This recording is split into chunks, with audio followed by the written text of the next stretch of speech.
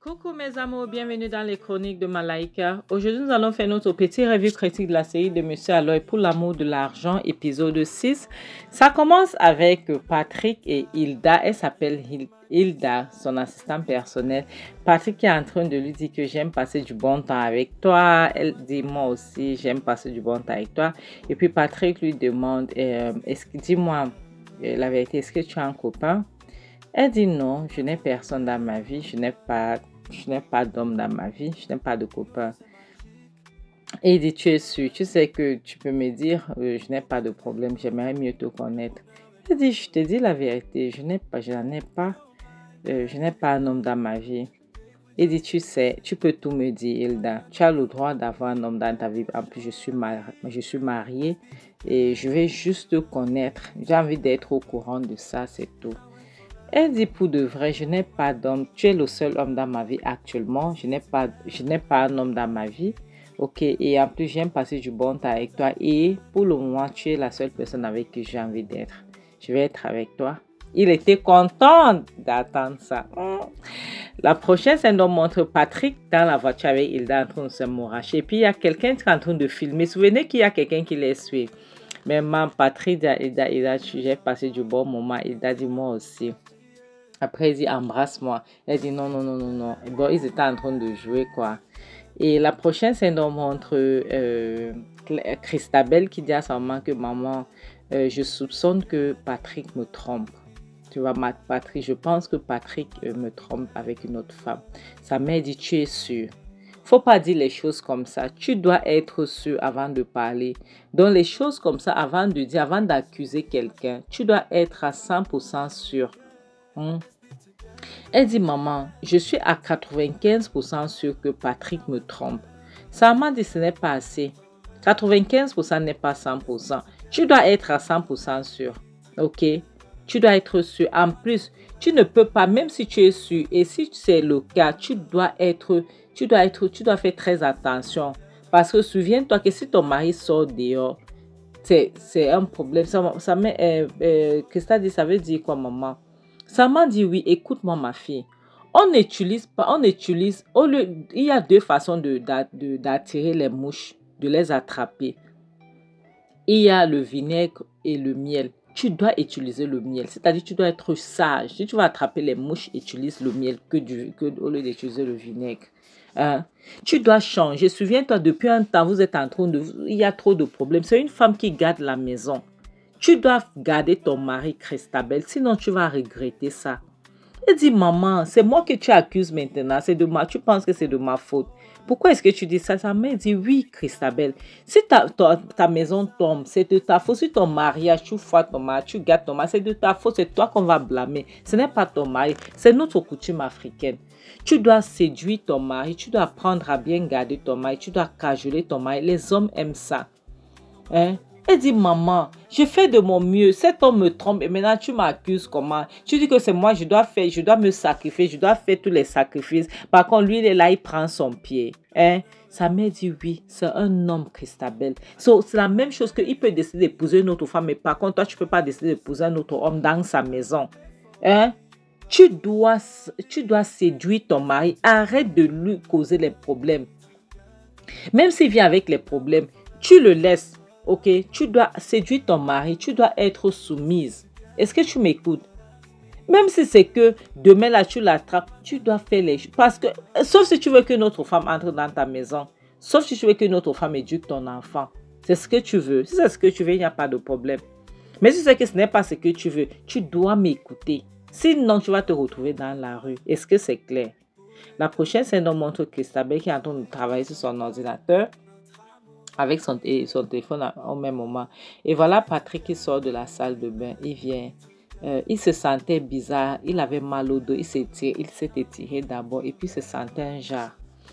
Christabel a donc remarqué. Il vient s'asseoir. Il monte sur le lit pour se coucher. Christabel lui demande, tout va bien? Ça va. Il dit non, ça ne va pas. J'ai mal au dos. J'ai très mal au dos. J'ai mal, je me sens pas bien. Elle dit ok, c'est bon alors. Elle ferme son ordinateur portable. Elle dépose. Elle dit, couche-toi. Je vais te masser. Je vais te masser le dos. Couche-toi, tourne-toi. Il dit quoi? Il dit non, non, non, ça va, t'inquiète. C'est bon. Ne te dérange pas, ça va aller. Elle dit non. Il dit, mais qu'est-ce que je te dis que ça va aller? Je veux pas. Depuis quand tu fais les choses comme ça? Elle dit, mais attends, est-ce que c'est un problème que si ta femme veut s'occuper de toi, couche-toi pour que je puisse te masser? Il ne voulait pas. Elle dit, s'il te plaît, couche-toi, je vais te masser. Est-ce que c'est un problème? Je suis ta femme, non? Donc, elle le force. Donc, elle essaye de mettre en pratique les choses que sa mère lui a dit. Elle le retourne, donc, elle monte sur lui. Elle essaye de lui donner du massage. Donc, lui, il ne la faisait pas confiance. Tu vois, il avait peur parce que c'est maman problème. Et puis, elle lui a donné le massage. Maintenant, elle lui fait un baiser sur la joue. Donc, elle essaie d'être romantique. La prochaine scène donc montre Christabel qui s'est levée tôt. Elle a fait le petit déj. Tu vois, elle vient déposer. Et Patrick il voulait partir au travail. Lui, il a l'habitude de partir sans prendre le petit déj. Christabel lui dit, bonjour bébé, viens dormir, j'espère. Et voilà ton petit déj, s'il te plaît, viens t'asseoir, tu prends. Il dit, attends, ce n'est pas mon anniversaire aujourd'hui. Et je ne sais pas qu'est-ce qui ne va pas. En plus, où est mon enfant? Où est ma fille? Où est Zara? J'espère qu'elle va bien. Elle est où? Elle dit, elle est en train de prendre son bain, elle s'apprête pour l'école. Je sais que ce n'est pas ton anniversaire, c'est ton petit déj préféré. Je me suis donc décidé de me lever tôt aujourd'hui et de le faire pour que tu puisses manger avant de partir au boulot. S'il te plaît, viens t'asseoir, tu manges, d'accord? C'est pour que tu as au boulot. Il dit, Christabel, je ne comprends pas, tout va bien. Tu as besoin de quelque chose. Elle dit, non, viens t'asseoir, assieds-toi là, viens, voici, prends place là, voici la place que je te mets ici. Viens t'asseoir. Et pas, il va s'asseoir. Donc, il s'inquiète en s'inquiétant autant, au même moment. Il la regarde. Donc, il voit comment elle est en train de faire. Il calcule, il se pose la question, qu'est-ce qui ne va pas ici? Et il demande qu'est-ce qui ne va pas, tout va bien. Pourquoi est-ce que tu fais tout ça? Tu me fais le petit déjeuner, depuis quand? Je ne sais pas, de faire des lustres. Elle dit, je sais bébé, écoute, j'ai décidé de te faire le petit déjeuner parce que je me suis rendu compte que depuis un temps, je te faisais plus le petit déjeuner. Ok, vas-y s'il te plaît. En plus, c'est ton petit déjeuner préféré. Ok, il dit, ok, alors, il commence lui à manger sa chose. Qu'est-ce qu'il veut faire? Qu'est-ce qu'il veut? Il peut fabriquer, il fabrique l'autre. Et puis, ça lui faisait plaisir que son mari est en train de manger. Et puis, il dit, vraiment, c'est bon, hein? C'est vraiment bon. Elle dit merci beaucoup, merci. Et puis la prochaine scène nous montre Christabel qui est au téléphone avec sa mère.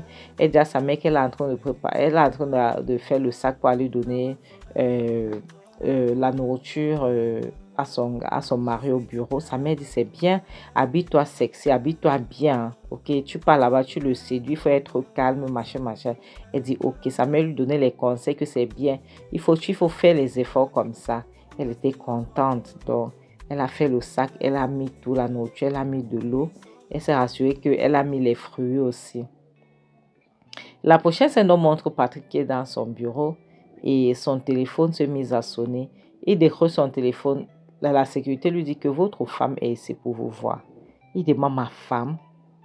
Ma femme est là. Qu'est-ce qu'elle fait? Ok, faites-le entrer alors dans mon bureau. Envoyez-la dans mon bureau. La prochaine scène nous montre Cristal qui vient. Elle entre dans le bureau de Patrick. Une fois Patrick demande, qu'est-ce que tu fais ici, Christabel? Qu'est-ce que tu es venu faire dans mon bureau? Tu m'as même pas dit que tu venais. Elle dit, je voulais venir te surprendre et puis je t'ai apporté à manger. Est-ce que j'ai fait quelque chose de mal? Je voulais savoir comment tu allais et puis je voulais t'apporter à manger aussi. Elle dit, oh, merci beaucoup. Mais moi, je ne comprends pas. Qu'est-ce qui ne va pas, Cristal? Depuis des jours, tu vois, elle dit, mais qu'est-ce qui ne va pas? Comment? Est-ce que nous devons avoir les problèmes pour que je puisse venir dans ton bureau? Elle dit, non, parce que depuis l'autre jour, tu fais des trucs, tu as changé, tu fais les massages, tu me fais le petit déj, maintenant tu m'apportes à manger, tu ne cries plus rien, tout donc. Elle dit, écoute bébé, depuis un temps, on ne fait que se chamailler. Et moi, ça me manque les temps qu'on était amoureux, qu'on faisait des trucs, qu'on s'inquiétait l'un pour l'autre, qu'on faisait toujours les trucs ensemble, tu vois, ça m'inquiète. En fait, ça me manque, tu vois. Et du coup, j'ai envie de revivre tout cela. Tu vois, c'est pour ça que, tu vois, j'essaye de faire les efforts. J'ai envie de revivre tout cela. Je veux mon mari, je veux que les choses puissent devenir comme avant. C'est pour ça que je fais tout ça. Il dit, vraiment, je suis vraiment désolée, mais ça ne peut plus être comme avant. Est-ce que c'est clair? Elle dit, ok, il n'y a pas de problème. En tout cas, je suis venue voir comment tu allais et je voulais t'apporter à manger aussi. Et voilà Hilda qui entre avec ses mini minocs qu'elle met d'âme. Elle vient, elle ne salue même pas. Elle fait, n'est-ce pas, on a Nias déjà. Elle a déjà goûté au bangzizi de son patron. Elle colle ses fesses sur la table. Elle ignore même la personne qui est devant. Et voilà donc Patrick qui dit, Hilda, je te présente ma femme, Christabel, voilà Hilda, mon assistant personnel. Elle a dit, pardon, désolé, excusez-moi madame, excusez-moi. Et puis, c'est bon, est-ce que vous allez bien? Christabel dit, il a dit oui, excusez-moi madame. Christabel dit, ton assistant personnel. Donc, c'est elle, cette Hilda, qui t'appelle à toute heure, qui t'envoie les messages à toute heure. Elle ne connaît pas l'heure à laquelle tu dois envoyer le message à un homme marié ou bien tu veux appeler un homme marié. Et personne dit, mais Hilda est mon assistant personnel, donc elle doit me tenir informée des choses qui se passent dans l'entreprise. Elle est censée m'envoyer les messages à toute heure. C'est comme ça, c'est dans son contrat. Elle dit quoi? C'est dans son contrat. De t'envoyer les messages à toute heure n'est pas respecté. Les gens, et regarde comment elle est habillée. Regarde son habillement. Patrick dit, Christabel, arrête-moi ça. Qu'est-ce qui se passe? Qu'est-ce que tu fais? Arrête ça. Pourquoi est-ce que tu la traites ainsi? Elle dit, mais toi, mais tu ne vois pas le ventre dehors, les cuisses dehors, les nichons dehors. Toi, mais tu ne vois pas. Regarde ces nichons. Qu'est-ce que tu racontes? Il a dit, mais arrêtez, madame, vous ne me manquez pas de respect. Pourquoi est-ce que vous me touchez? Vous êtes en train de me manquer de respect. Elle dit quoi? Moi, je suis en train de te manquer de respect. Tu t'habilles comme ça. Attends, tu es venu ici travailler ou bien tu es venu séduire mon mari? Tu es venu ici, tu as 2 travails à faire. Patrick dit, Christabel, tu vas m'arrêter ça tout de suite. Tu vas m'arrêter ça tout de suite, ok? Ce n'est pas le chez toi ici. Elle dit, je m'en fiche que ça soit le chez moi ou pas, d'accord? Cette pembèche ne va pas s'habiller comme ça. Et en plus, tu me parles fort. Ça se voit que tu niasses cette fille-ci. Tu la niasses. Elle ne va pas venir. Regarde comment elle est habillée. Qui vient dans le bureau de son patron et puis elle s'assoit sur la table. Elle colle, c'est fait. Après, Christabel dit, Patrick, tu vas... Pardon, comment elle s'appelle? Hilda dit, Patrick, tu vas la laisser me parler comme ça. Patrick dit, s'il te plaît, je suis désolée, calme-toi, ça va aller, je suis désolée. Christabel dit quoi? Quoi? Tu t'excuses? Au lieu de t'excuser chez moi, tu t'excuses chez elle. Hilda veut donc passer. Christabel dit que tu n'iras nulle part, tu vas rester ici. Tu n'iras nulle part. Au lieu de t'excuser chez moi, Patrick, tu t'excuses chez cette pembèche. Ça ne va pas, non? Ça ne va pas chez toi. Donc, toi, tu es venu ici travailler ou tu es venu ici pour niaser mon mari. Elle dit, pardon, laissez-moi, elle veut pas. Christabel dit, jamais tu ne vas pas partir, tu vas rester. C'est vrai que Christabel qui attrape Hilda, la bagarre qui commence. Mamma mia. Patrick, lui cherche d'abord à sauvegarder il cherche d'abord à bien garder ses ordinateurs, que ce soit le portable, que ce soit l'ordinateur du bureau. Maintenant, il part donc pour séparer. Voilà les 2 femmes qui bagarrent. Hilda ne bagarre pas, c'est Christabel qui frappait sur Hilda. Maintenant, Patrick donc part, il arrête Christabel, que arrête-moi ça. Et voilà donc Hilda qui réussit donc à s'en sortir et elle fuit donc. Christabel dit, tu m'arrêtes, n'est-ce pas? Tu m'arrêtes pour qu'elle puisse s'en aller. Tu n'as même pas honte. Regarde-toi. Patrick dit, Christabel, arrête-moi ça. Arrête ça. Qu'est-ce que tu fais? Tu viens dans ton bureau pour me ridiculiser. Tu viens dans mon bureau pour me ridiculiser. Pourquoi? Tu quittes la maison, tu viens ici me ridiculiser. Elle dit, lâche-moi. Tu n'as même pas honte. Regarde-moi ça. Un manquognat comme toi. Hey, Seigneur. Un manquognat comme toi. Tu me fais honte. Tu me fais honte, Patrick. Tu niaises avec Patrick dit, qu'est-ce que tu fais là? C'est ce que tu es venu faire, pour ça que tu m'as apporté à manger. Elle dit, tu sais quoi, tu ne mérites même pas ma nourriture. Tu ne me mérites pas, tu ne mérites pas mon amour, tu ne mérites pas que je puisse me sacrifier pour toi. Tu ne mérites rien de ce qui vient de moi, tu comprends? Parce que tu es un vaurien, tu es un bon à rien. Donc, tu niaises ton assistant personnel. Tu n'as pas honte, Patrick. Patrick, tu n'as pas honte. Regarde-toi. Un homme comme toi, une femme vient dans ton bureau mépriser ta femme. Au lieu de t'excuser chez moi, tu t'excuses chez elle. Tu t'excuses chez elle, Patrick. Vraiment, tu me fais honte. Je m'en vais. C'est comme ça qu'elle porte son sac. Elle porte sa nourriture aussi. Les femmes, lorsqu'elles s'énervent, et elle s'en va. Patty reste là, il est fatigué, donc ça le saoule. La prochaine scène nous montre Hilda qui, au lieu de partir dans son bureau, elle est là dans le couloir, elle s'énerve, elle dit, hein, cette femme ose me traiter ainsi, hein, cette femme ose me traiter de pembèche. Elle dit que je suis mal habillée, suis-je mal habillée comme ça, hein? Est-ce que je ne suis pas bien habillée? Elle dit que je suis mal habillée, hein? Est-ce que c'est... Et puis voilà, Hilda qui entend la voix de Krista. Krista dit, donc tu es encore ici. Tu es encore ici. Voilà Krista qui tombe sur elle alors. Donc tu sens même le mari déjà, tu n'es pas forte. Hein. Il faudra Krista qui commence à taper sur elle encore. Toup. Tu vas confirmer le code. Qui t'a envoyé chez mon mari, hein? Qui t'a envoyé chez mon mari? Voilà donc Patty qui vient encore arrêter. Christabel, tu vas m'arrêter cette histoire. Hein? Tu vas arrêter ça. Il arrête Christabel. Il dit, tu vas m'arrêter ça. Christabel, tu m'arrêtes encore. Tu m'arrêtes encore. Il arrête pour que Christabel ne puisse plus taper Hilda. Et voilà donc Hilda qui réussit toujours à s'échapper. Jusqu'à quand Hilda court. Elle part en courant. Parce que Christabel était là. Donc elle voulait seulement la paille. Christabel dit, tu n'as même pas honte. Patrick dit, tu vas arrêter ça, Christabel. Maintenant, je te demande de sortir de mon bureau. Va-t'en d'ici. Vite fait. Va-t'en d'ici avant que j'appelle la sécurité. Elle dit, je n'irai nulle part. On va pas ici. Elle dit, en bas, on va pas ici. Attends alors. Je vais appeler la sécurité. Ils viendront ici. Ils vont te prendre les photos et ils vont mettre ça en ligne. Comme ça, je veux voir ce que tu vas dire. Elle dit, ah bon. Mes amours, on va s'arrêter ici. Sincèrement, je suis contre ce que certaines femmes mariées font. Tu n'as pas de problème avec cette fille. La personne qui te doit la loyauté, c'est ton mari, ce n'est pas cette fille. Oui, beaucoup, parce que je dis ça pourquoi? Parce que beaucoup de femmes mariées font ces mêmes erreurs. Tu vas tamponner une femme avec ton mari, tu tapes sur la femme. Tu tapes sur la femme par rapport à quoi? À quel propos? La personne sur qui tu dois taper, si tu veux taper sur quelqu'un, c'est ton mari, pas cette femme. Parce que cette femme était restée tranquille, ton mari est venu la draguer.